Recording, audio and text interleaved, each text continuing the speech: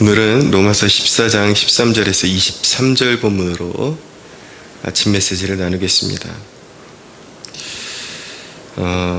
여러분의 탁월한 지식 그리고 어떤 여러분들이 내세울 만한 강한 신념보다 우리 신앙의 세계에 훨씬 더 중요한 것이 있다. 사도가 그것을 오늘 굉장히 어필하고 싶어 하는 것입니다. 13절에 보니까 그런즉 우리가 다시는 서로 비판하지 말고 도리어 부딪힐 것이나 거칠 것을 형제 앞에 두지 아니하도록 주의하라. 자, 우리가 다시는 서로 비판하지 말라. 사도의 마음이 조금이라도 느껴질 수 있었으면 좋겠습니다. 다시는 서로 비판하지 말라. 이렇게 아이들하고 예배드리다 보면 이제 성인들 예배할 때보다 좀 더 이렇게 현실적으로 아이들 문제에 접근하기 위해서 그날 이제 나타나는 문제를 좀 다스려 주기 위해서 이렇게 적용점을 바로바로 이렇게 적용해 줄 때가 있습니다. 우리 말씀 이렇게 배웠으니까 다시는 싸우지 말자.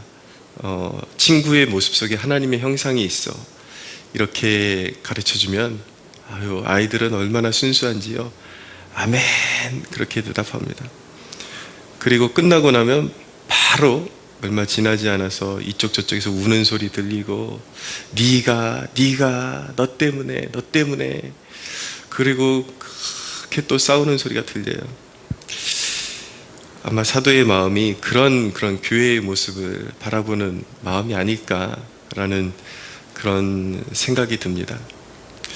또 뭘 잘 몰라서 싸울 수도 있지만 너무 잘 알아도 싸우는 경우가 있거든요.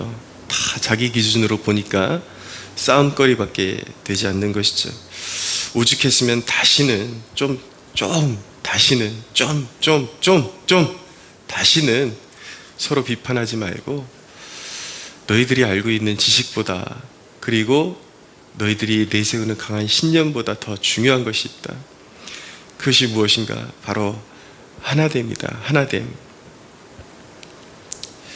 우리는 시대가 급박해지면서 갈라내는 데는 굉장히 능숙해졌습니다. 어떤 것이 잘못됐고 이런 거. 지금 제가 드리는 말씀의 교훈의 내역은 우리가 순수하게 사도들이 우리에게 전수해 준 신앙의 그 바운더리 안에서 말씀드리는 것입니다. 완전히 엇나간 것들을 품자는 그런 뜻은 아니죠. 이런 설명을 제가 굳이 여러분들에게 드릴 필요는 없겠죠. 그러나 우리가 갈라서 하는데 능숙하다 보니까 너무 섬세하고 너무 디테일한 것까지 티를 잡아서 갈라내고 싸우고 있다는 것이죠. 그런 갈라서는 데는 전문가처럼 너무나도 능숙한데 뭉치는 데는 너무나도 빈약하고 너무나도 약한 모습을 보이고 있다라는 것입니다. 오늘 사도가 이 로마서 14장을 통해서 우리에게 어필해 주고 싶어하는 그런 내용은 무엇입니까? 아무리 그렇지만 하나님의 품이 적어도 너희가 생각하는 것보다는 넓어. 그것을 이야기하는 것이잖아요. 유대인의 관습에 여전히 젖어있는 유대인 출신 그리스도인이나 아니면 아직 개념이 없어 보이는 이방인 출신의 그리스도인이나 하나님이 다 받으셨다. 그들이 하나님 안에 있다. 그 십자가 아래 있다. 그것을 이제 알게 해주고 싶은 것이거든요. 때로는 우리는 너무 좁은 식견을 가지고 너무 섬세한 지식을 가지고 상대방을 이렇게 갈기갈기 찢어놓는 그런 죄를 범하기도 합니다. 우리가 정말 하나님이 원하시는 것이 무엇이겠습니까? 교회가 갈라지고 또 갈라지고 그것이 하나님의 뜻이겠습니까? 갈라내는 것은 어떤 이단들에 대해서 이렇게 경계할 것을 요구하시는 것이고, 그러나 교회의 주된 임무는 무엇입니까? 이단들을 갈라내는 것이 사실은 주된 임무가 아니라 구원해내고 뭉치고 하나의 교회됨을 이루어가는 것, 예, 하나됨을 이루어가는 것, 어떤 하나님의 나라가 계속해서 확장되어져 가고 든든하게 서로 연대하는 것, 예, 그런 것이 하나님이 더 보기를 원하시는 것이거든요. 우리가 그런 하나됨을 원한다면 최소한 두 가지는 조심해야 합니다. 하나는 무엇을 조심해야 되냐면 형제 앞에 거칠 것을 두지 말아야 합니다. 15절에 보면 만일 음식으로 말미암아 내 형제가 근심하게 되면 이는 내가 사랑으로 행하지 아니함이라. 그리스도께서 대신하여 죽으신 형제를 내 음식으로 망하게 하지 말라라고 말씀합니다. 그러므로 너희가 선한 것이 비방받지 않게 하라. 하나님의 나라는 먹는 것과 마시는 것이 아니요 오직 성령 안에 있는 의와 평강과 희락이라. 이 17절 말씀 굉장히 오해가 많은 말씀입니다. 하나님의 나라는 먹는 것과 마시는 것이 아니요 라고 말씀했다고 해서 그렇게 먹는 거 가지고 재단할 필요 없다, 아무거나 먹고 마셔도 된다 라고 그렇게 주장하는 사람들이 있지만, 오늘 말씀의 전체 맥락에서 볼 때 이 말씀은 그들이 생각하는 것과 정반대입니다. 너는 먹고 마실 수 있을지 모르겠지만 그거 가지고 사람 망하게 하지 말라. 다른 사람한테 걸림돌을 두지 말라. 그거 가지고 하나님 나라가 세워지는 것이 아니다. 네가 너의 마음 가운데 자유로운 마음을 가지고 난 복음 안에서 자유해.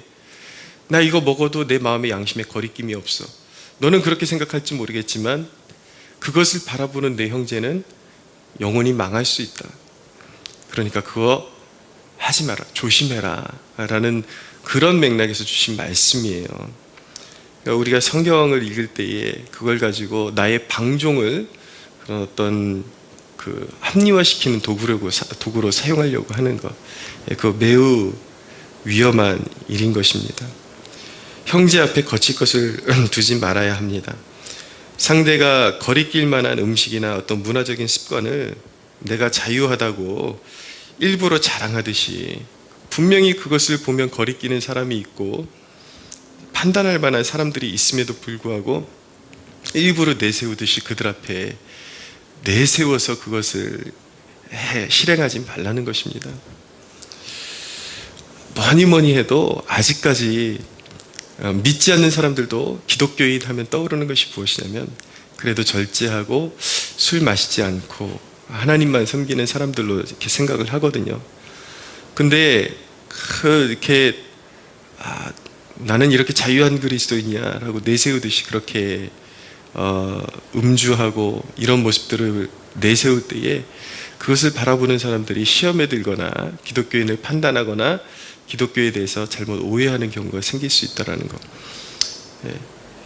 여러분들이 아직까지 그 정제되지 않은 모습이 있다면 그것을 자랑하듯이 내세우지는 마십시오. 우리가 서로를 대할 때에 주의해야 되는 것은 무엇이냐면 상대방의 가치를 생각해야 하는 것입니다. 나의 옳음보다 더 중요한 것이 무엇이냐면 상대방의 가치를 생각해야 하는 것이죠. 그리스도께서 대신하여 죽으신 형제를 내 음식으로 망하게 하지 말라. 우리가 대면하고 있는 그 형제의 가치는 무엇입니까? 우리 주님께서 그를 쓰시기 위해서, 언젠가 그를 양육하셔서 쓰시기 위해서 주님의 도구로 부르신 거예요. 그것도 아주 비싼 값을 지불하고 부르셨습니다. 값주고 사셨습니다. 자기의 피를 값주고 사셨습니다. 그런데 함부로 우리의 어떤 그런 얄팍한 그런 지식이나 어떤 관습을 가지고 상대방을 판단하고 비판하고 망하게 하지 말라라는 경고의 말씀인 것이죠. 단순히 음식 문제뿐만 아니라 신앙 주제를 논하는 그런 문제에 있어서도 우리가 정말 하나 되기를 원한다면 서로 조심해야 합니다.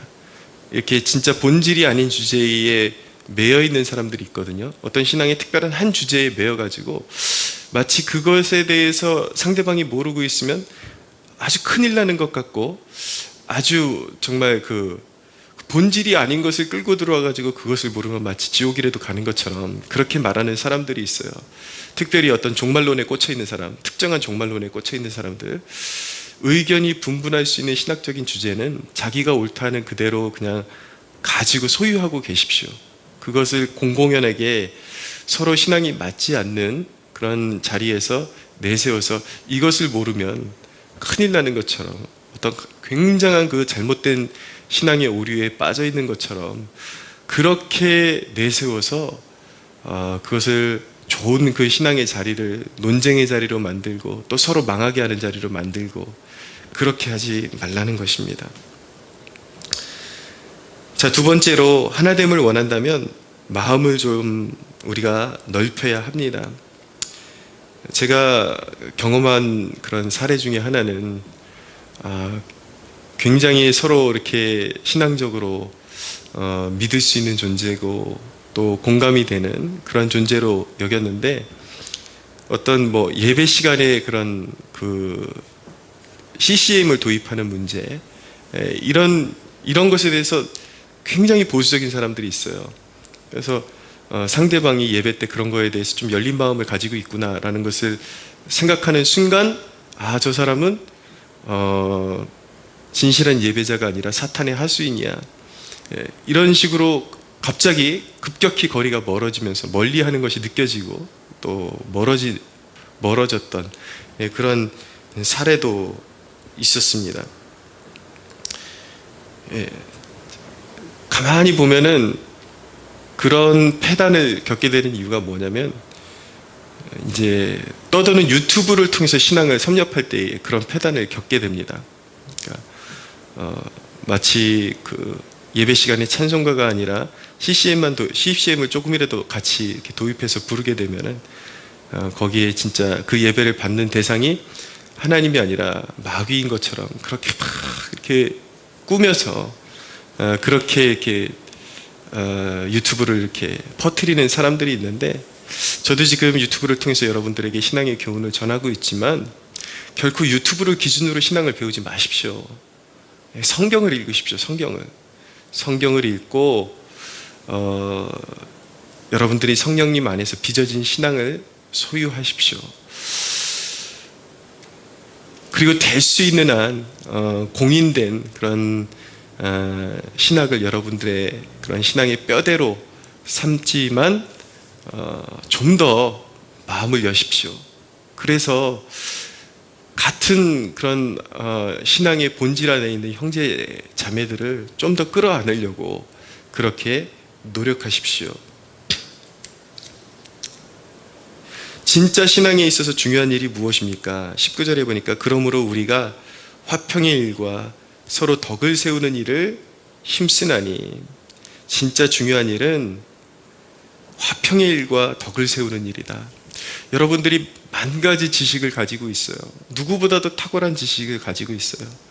그런데 여러분들을 신앙적으로 대면할 때에, 신앙의 형제 자매로서 대면할 때에 여러분들에게서 어떤 그런 신앙인으로서 애틋함도 느낄 수 없다면 여러분들의 만 가지 지식이 무슨 소용이 있겠냐고요. 아무 소용이 없는 것이거든요. 그것으로 사람을 살릴 수 없다면 여러분들이 여러분들의 신앙을 판단해 보십시오.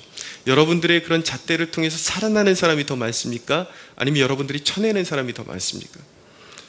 여러분들을 통해서 쳐내는 사람의 비율보다 살아나는 사람의 비율이 적다면 그것은 잘못된 신앙인 것입니다.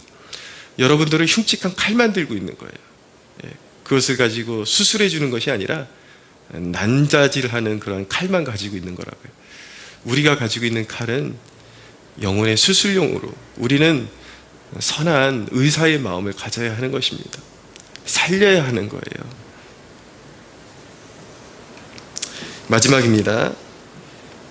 여러분들 신앙생활 하면서 자기 자신을 아끼는 법도 배우십시오. 22절에서 23절, 내게 있는 믿음을 하나님 앞에서 스스로 가지고 있으라.